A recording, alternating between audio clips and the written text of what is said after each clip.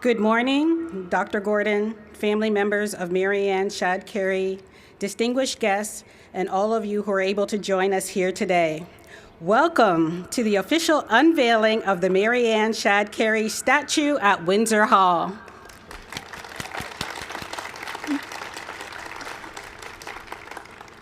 My name is Miriam Tolson-Murty, and I'm the Director of Anti-Racism Organizational Change in the Office of the Vice President, Equity, Diversity, Inclusion at the University of Windsor. I am pleased to join all of you here today as your MC for this very special event. Please note that masking outdoors is recommended but not required. I would also like to take this opportunity to allow for all of us to acknowledge that we gather today on the traditional territory of the Three Fires Confederacy of First Nations, comprised of the Ojibwa, the Adawa, and the Potawatomi. As an Underground Railroad descendant, I reflect on my positionality with this land as many of us Underground Railroad heritage, African or Caribbean ancestry do. As we gather in downtown Windsor today, in doing so, I would like to ask that each of us acknowledge and pay respect for this land and the land for which you work and reside from wherever you are joining us today. We must also recognize that land acknowledgements are not enough. I would like to quote Bashari and Ashai from the Blackness Between Us collective. The land was stolen from indigenous peoples, and enslaved Africans were brought en masse to build these cities. This is occupied indigenous territories of many nations, and these cities are built with stolen African labor and resources. One cannot be remembered without the other. We invite you in a tradition with us of acknowledging and remembering whose territory you are on wherever you are in the Americas, from the north to the Caribbean and to the south, and also remembering and acknowledging that it was built with stolen African and Black labor and resources as well.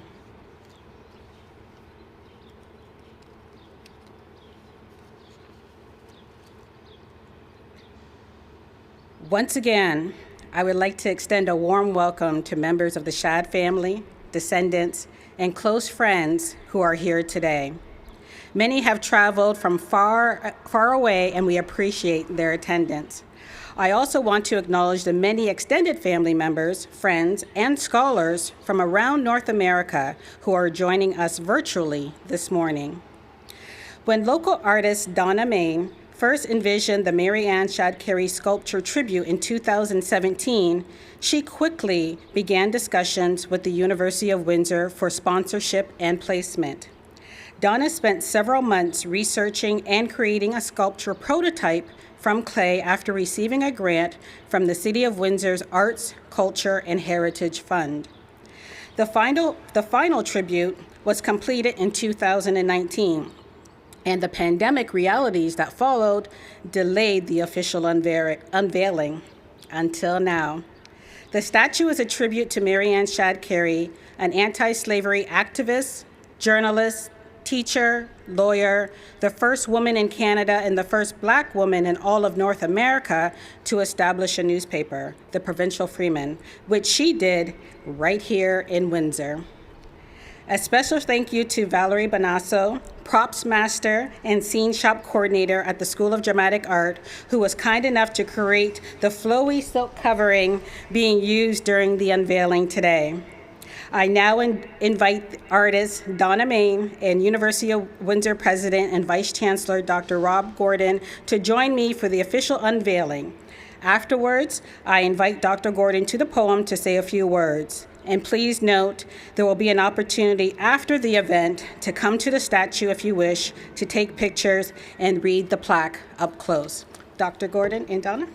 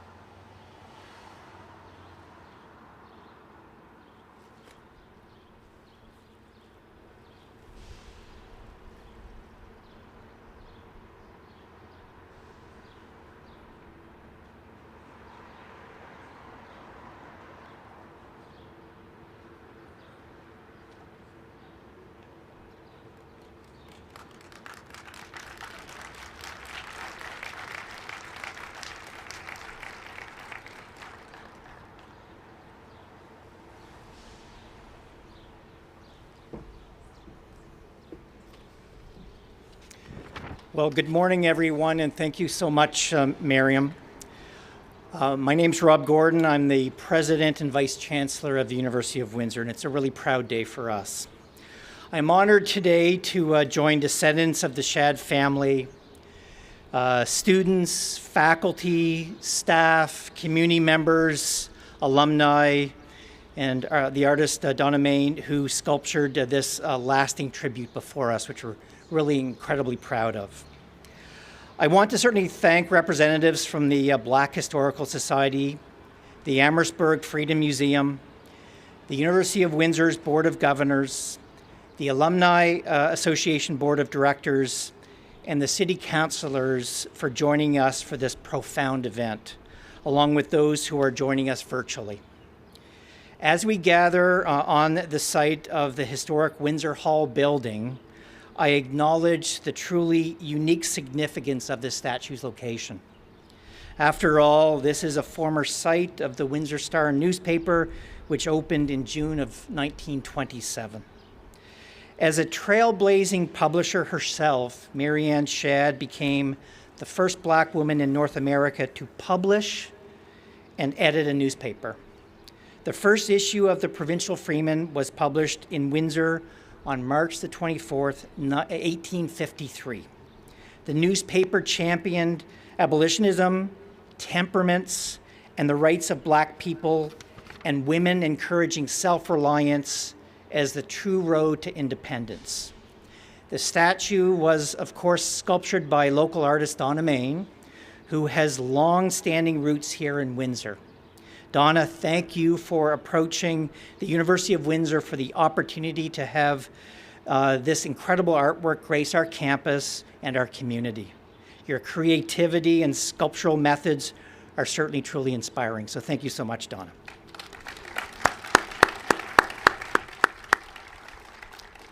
As you can all see now, the sculpture has Shadd looking determined as she steps forward against the forces of discrimination, which are symbolized by her skirt being pulled back. Held close to her heart is the Provincial Freeman, a blueprint for Canadian ideology, equality, and social justice. This project has been in the works for several years now, as many of you know, and the University of Windsor is so proud to honor Mary Ann Shadd's legacy for generations to come as we work towards establishing a truly more safe, just, and equitable community and campus. A truly inclusive future for the university begins with our actions today. Thank you, everybody, so much for attending, and certainly a fantastic day. Thank you.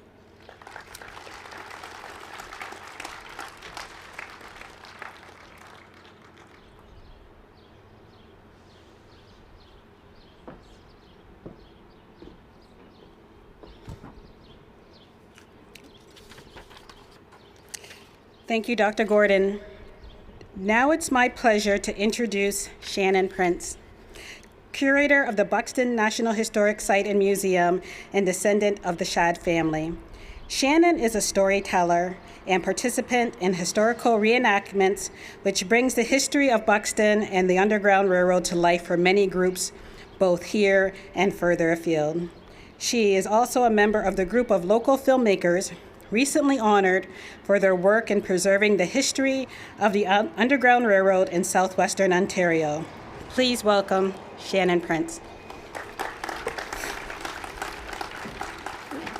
I'm just getting my papers out of the way. I like this little, yeah. Now I do feel tall. Wow.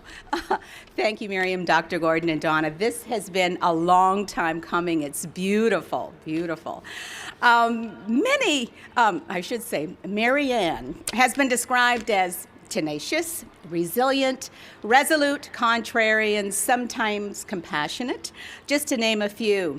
And I, along with some of the Shadd family here today, I think we're very honored, humbled, and proud of some of those attributes that we've acquired from Mary Ann.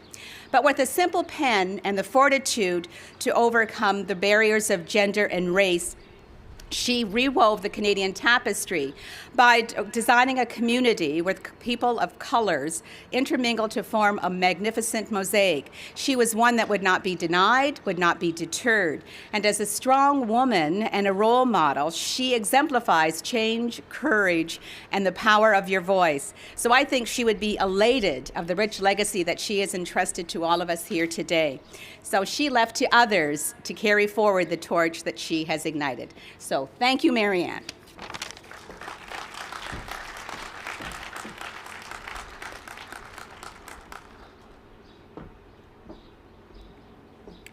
Thank you, Shannon, and what a wonderful legacy to carry on.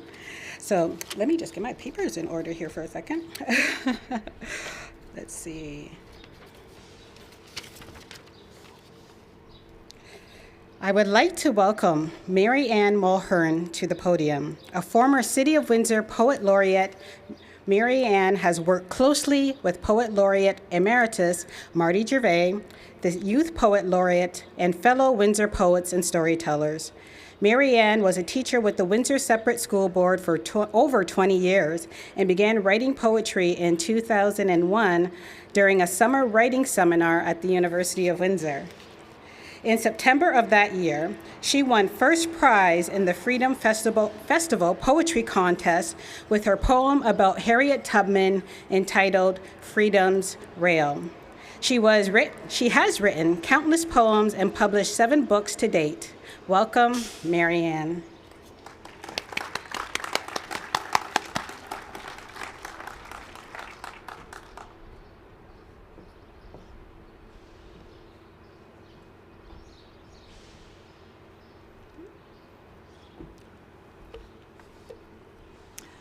Thank you so much.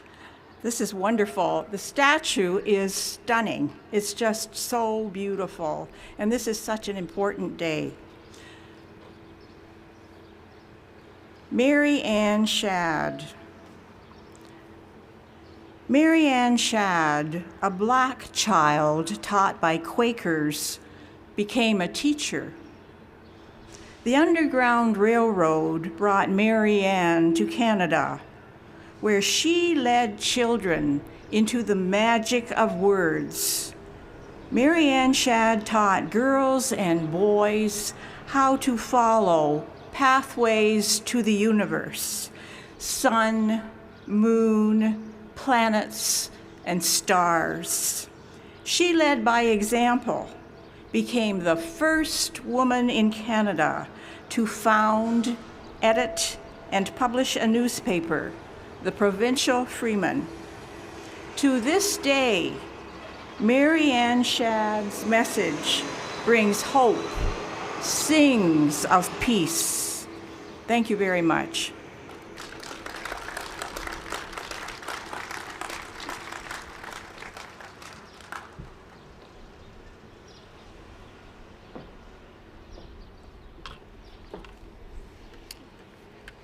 Thank you, Mary Ann.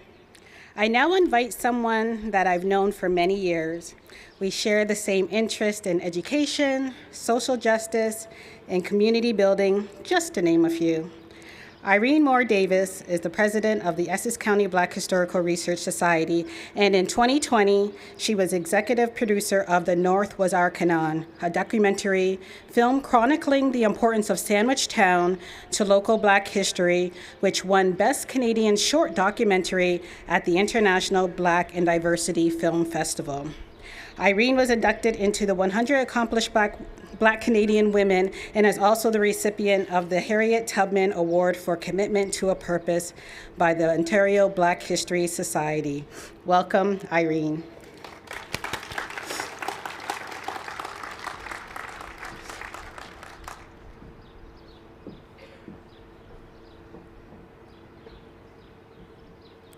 I want to begin by recognizing all of our fellow Shadd descendants who are here. If you are a Shadd, please wave your hand. So happy to see you all. There are Shadds here from all over America and Canada, as far away as Arizona. So that is thrilling. It was September of 1851, and Mary Ann Shadd, a single black woman in her 20s, had already spent years challenging stereotypes and shattering the barriers that society placed around her. She had been teaching for years, participating in the anti-slavery movement, writing and speaking on behalf of all those living on the underside of oppressive systems. And now, having just attended the North American Convention of Colored Freedmen in Toronto, she was more determined than ever. So on September 16th, 1851, she wrote these words to her brother Isaac from Toronto. I will read an excerpt. Dear brother, I heard you were in Buffalo. I have not time to say much to you, for I leave here for Sandwich, Canada West today. I have been here more than a week and like Canada, and think if you were to come here or go west of this and work at it and buy land as fast as you made any money, you would do well. If you come, be particular about company, be polite to everybody, go to church as everybody does to be respected. I would like much to see you, but cannot write more. That brief letter yields so many important clues about the things that mattered to Mary Ann Shadd. Her courage and her determination are evident. Her belief that Canada West was the land of hope and possibility for people of African descent, whether those arriving as free people or those arriving as self-emancipated, formerly enslaved people. Her belief in hard work and the significance of purchasing property as a means to enfranchisement, having a voice in the affairs of this newfound home.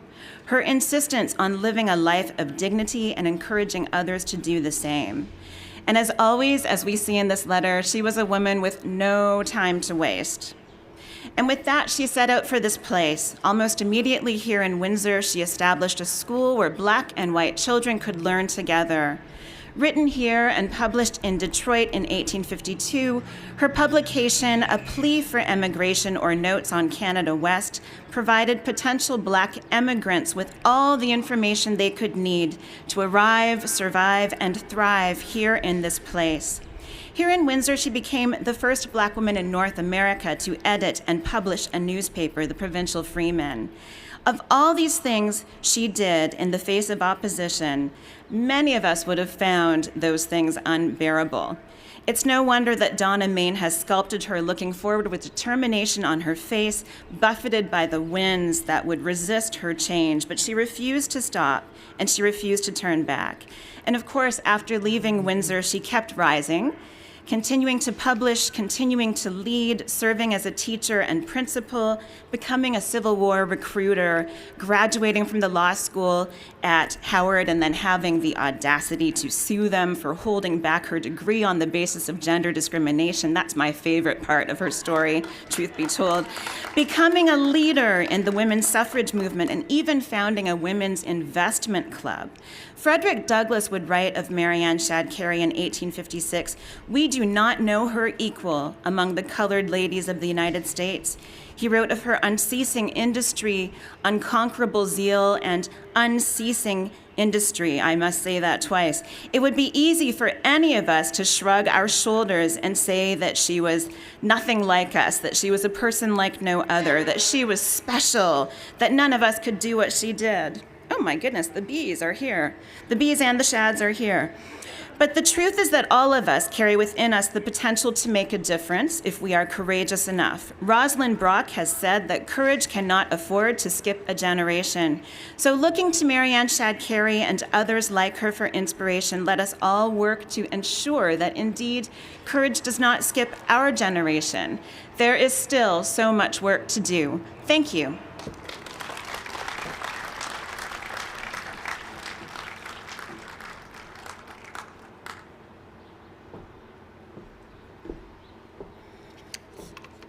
Thank you, Irene, for providing that wonderful history on Mary Ann Shadd Cary. Now I would like to invite to the podium Willow Key, a University of Windsor graduate student in the Department of History at the University of Windsor. Her research explores the impact of post-war urban redevelopment to Windsor's historic Black community and the McDougall Street corridor. Willow also serves as lead researcher for the We Are Here Recovering the Stories of the McDougall Street Corridor project as part of the University of Windsor's Anti-Black Racism Student Leadership Experience Grant and in partnership with the Essex County Black Historical Research Society, for which she is also a member. As well, I am proud to say Willow, along with several other members here today, is a member of the longest-serving African-Canadian women's organization founded right here in Windsor, the Hour a Day Study Club. Willow will share with us the impact of Mary Ann Shadd Cary, the impact she had on the newspaper publishing industry. Willow, please, welcome to the podium.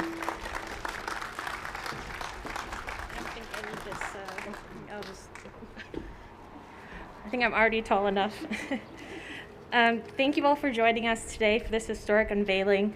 As a student of history at the University of Windsor, I am inspired by the work of Mary Ann Shadd Cary, a woman of great intelligence, ingenuity, and resilience, and I'm so honored to be able to share my thoughts on her legacy here today. Mary Ann Shadd Cary was a pioneer of the Black press in North America, illuminating the 19th century Black experience through her writing, fighting for freedom and equality through the printed word. The Provincial Freeman, Shadd's newspaper, served Black communities across North America from 1853 to 1860, with the purpose of advancing the abolitionist cause and promoting Black immigration to Canada. Though there were numerous attempts to silence her, she utilized the medium of print to disseminate her position on the politics of the anti-slavery movement, racial unity, and integration. She championed self-reliance and independence for Black men and women in Canada through the power of education and community building. Shadd's work provides historians with the necessary context for understanding Black social and cultural history in this region. The gradual recognition of Mary Ann Shadd Cary as a historic Black female figure reminds us of how there are many radical women of color whose life's work and experiences have long been omitted from the historical record, even when they have contributed immensely to our understanding of this history. The commemoration of Mary Ann Shadd Cary's legacy as a revered abolitionist, feminist, educator, and proponent of racial progress demonstrates the importance of Black Canadian activism and protest in the shaping of our nation. I want to acknowledge the incredible work of Donna Mayne in creating this gorgeous representation of Mary Ann Shadd Cary. I would also like to thank my fellow committee members, Mary Ann Rini, Irene Moore Davis, Kay Johnson, and John Coleman for their work in organizing this event. And thank you to the University of Windsor for hosting this celebration. Thank you.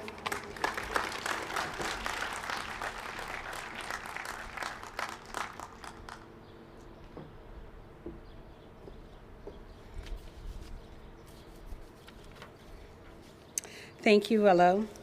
I would like to take a moment to thank you all once again for joining us here.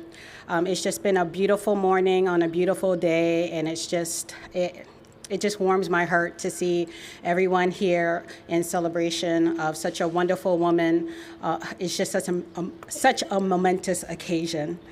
I would like to welcome, to help us close out this wonderful event, I would like to welcome a good friend, a community activist that is an internationally recognized actor, playwright, dancer, writer, mentor, teacher with deep family roots within the Windsor-Essex County community. In addition to her many accolades, Leslie McCurdy is a two-time Mayor's Award recipient for Artist of the Year and Outstanding Performance Artist, and serves as the chair of the Black Council of Windsor-Essex. Please welcome Leslie to the stage for a performance, which is an excerpt of her critically acclaimed one-woman show, Things My Four Sisters Saw. Please welcome Leslie McCurdy.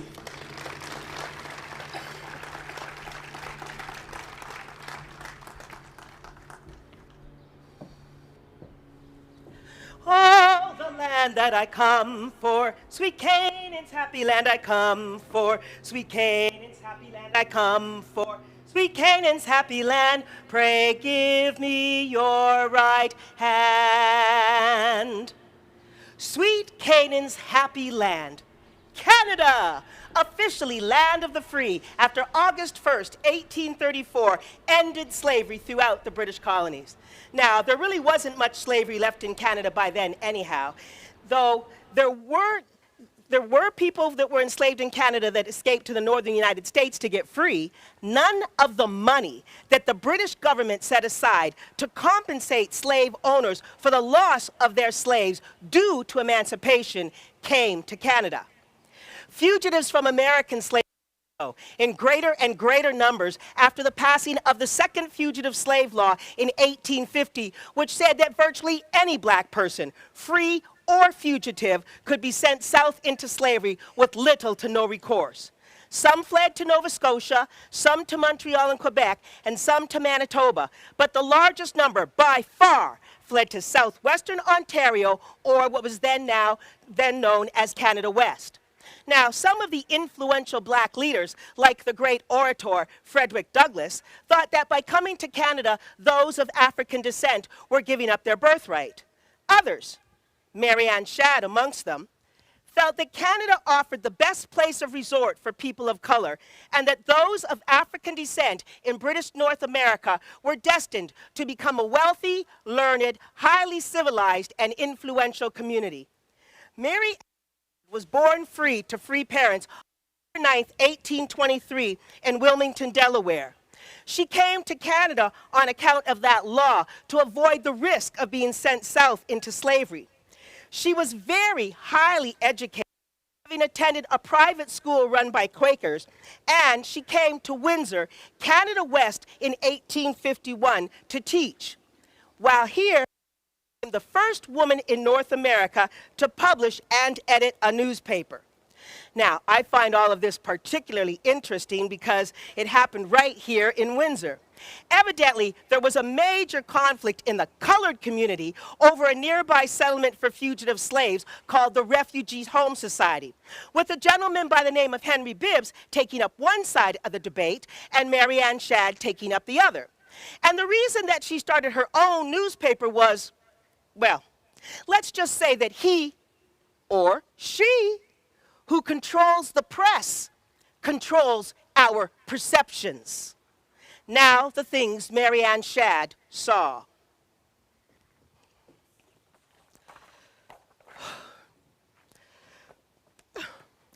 This balderdash on the pages of the Voice of the Fugitive about me and those who support my opposition to the Refugees Home Society. This. A designing individual whose duplicity is sufficient to prove a genealogical descent from the serpent that beguiled Eve in the Garden of Eden. Oh, no, wait, there's this.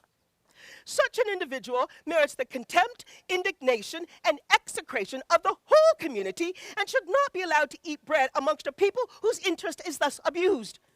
Oh, no, this. Creatures, a set of half-cracked, hot-headed individuals. Some feeble-minded opposition. Feeble-minded indeed. Well, I guess it is as they say, the stronger the truth, the stronger the slander. Henry Bibbs and some of the officers of the Refugees Home Society would demand that my deportment be more feminine, in that I keep my opinions to myself, yet they demonize me in a manner most inappropriate to lady.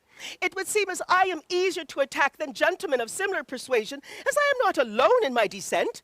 The people of the colored community of Windsor deplore the society's practice of begging. They find the false reports of their destitution to be, oh, shall I say, hideous and decidedly objectionable. Oh, and alleged benefactors do nothing but empty useless contents from old libraries so that they might congratulate themselves on their selflessness. Why not when gifts are needed of that which is useful?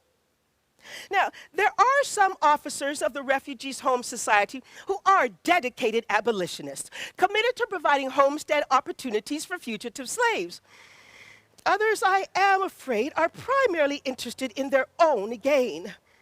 I have amassed evidence as to the dishonesty of Henry Bibbs, who alone decides how the society's monies are to be distributed, and who has recently purchased vast amounts of real estate while sending from his doors the very naked fugitives for whom he allegedly solicits donations. Oh, and his wife, Mary, is a profound swearing and drug-taking woman who rules him and all within her influence.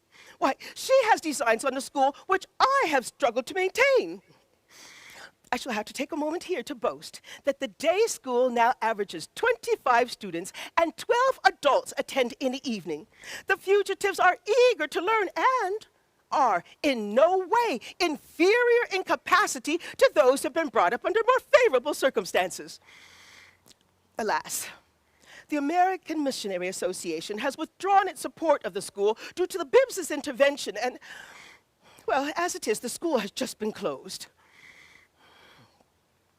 I suspect it has been Mary Bibbs who has been the authoress of the letters in the Voice of the Fugitive which have sought to defame my reputation, as Henry Bibbs is not nearly so articulate. The allegations that the school was segregated are untrue. There were children there of all complexions of color, from Caucasian to African, and the revealing of my personal finances was inexcusable. On the pages of the Voice of the Fugitive, the Bibbses have sought to impugn my integrity and, worse, question my virtue publicly without allowing me a reform for rebuttal on their editorial pages. Why, there are other influential gentlemen who share my conviction that Canada's colored community must be autonomous rather than relying upon the charity of others. They too suspect the motivations of some of the officers of the Refugees Home Society, and the Bibbses in particular. Why, the colored community of Windsor has resolved to speak out, but the great difficulty is in getting the public ear. As an example, an article in the Voice of the Fugitive reported that a meeting at which several resolutions were passed in opposition of the Refugees Home Society was thrown into a mad confusion by uneducated fugitives who were unable to comprehend the proceedings. Whereas it was Henry Bibbs himself who threw the meeting into a disarray by insisting he'd have the meeting's officers prosecuted for holding what he was pleased to call an illegal meeting. Well, tomorrow, March 24th, 1853, that will all end. Tomorrow, the first edition of the Provincial Freeman goes to print. Now, this first edition will merely serve as a prototype through which I shall try to solicit enough cash subscriptions to warrant regular publication, but I am sure that in no time the Provincial Freeman will become known as the true voice of the colored community of Canada. Never again shall biased and inaccurate reporting go unchallenged. On the pages of the Provincial Freeman, I shall extol the advantages of colored emigration to Canada.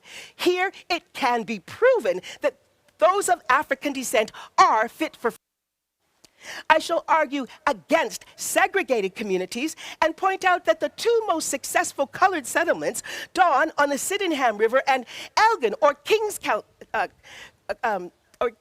Community as it's called, located in Buxton, about 10 miles from Chatham, are exceedingly flourishing. Unlike those here at the Refugees Home Society in Sandwich near Windsor.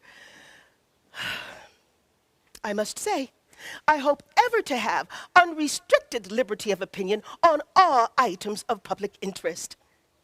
I shall have to take a moment here to thank Samuel Ringholt Ward and the Reverend Alexander MacArthur for lending their names as editor and corresponding editor respectively so that I could get some of the support so rarely denied to a woman.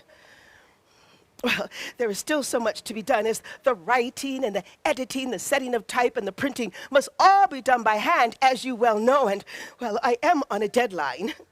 Oh, if you would purchase a newspaper tomorrow, I would appreciate your support, and, too, your critique if you'd be willing to share it. Now then, if you would excuse me.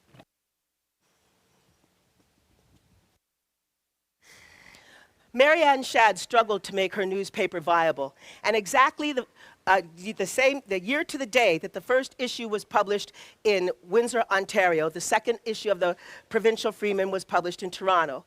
The Provincial Freeman continued to be published regularly, first from Toronto and then from Chatham, Ontario, until 1857, though Mary Ann Shadd wrote her last article as sole editor and publisher in 1855. She turned the newspaper over to the capable hands of her sister and brother so that she might tour and lecture on the advantages of colored emigration to Canada. She continued abolitionist activity and was the only woman commissioned as a recruiting officer during the American Civil War. Following the war's conclusion, Mary Ann Shadd returned to the United States, as did 60 to 70% of the fugitives that came here. Many went back to find family and friends they had left behind. Many went back because opportunities for Black people were better in the United States than in Canada, especially in the area of education. Mary Ann Shadd was the first woman to finish Howard University Law School and one of only a handful of Black women to practice law in the late 18th century, beginning her career at the age of 60. Through all this and more, Mary Ann Shadd raised 2 children on her own following the early death of her husband, Mr. Thomas Cary. Mary Ann Shadd's photograph can be found in the dictionary beside the term supermom.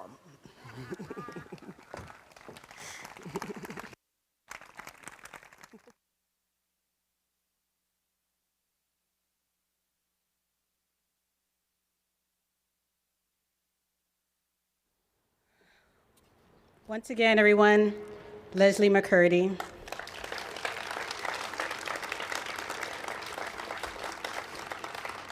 Well, thank you. I mean, Leslie's performances are always wonderful, but that was especially moving on such a wonderful day. On behalf of the University of Windsor, I want to thank all of the speakers, guests, family, and friends, far and wide, for being in community and celebration with us this morning. Everyone, that concludes our formal program today. Just a few housekeeping items. If you parked in the nearby lot, which is directly behind you, family and friends, please know that validated parking vouchers will be available for pickup along with refreshments in the Windsor Hall lobby, and you can access on my right over here. Also, should you wish to join us inside Windsor Hall for refreshments, please mask up. Prior to entering the building. You may temporarily lower your mask while eating and drinking inside. As well, I know many of you are so eager and ready for photo opportunities alongside this beautiful statue. I would like to ask if you will allow for the opportunity for members of the Shadd family to come up first so they can have photos taken with Dr. Gordon, and then we will allow for additional folks to come up and take their pictures and read the plaque as well.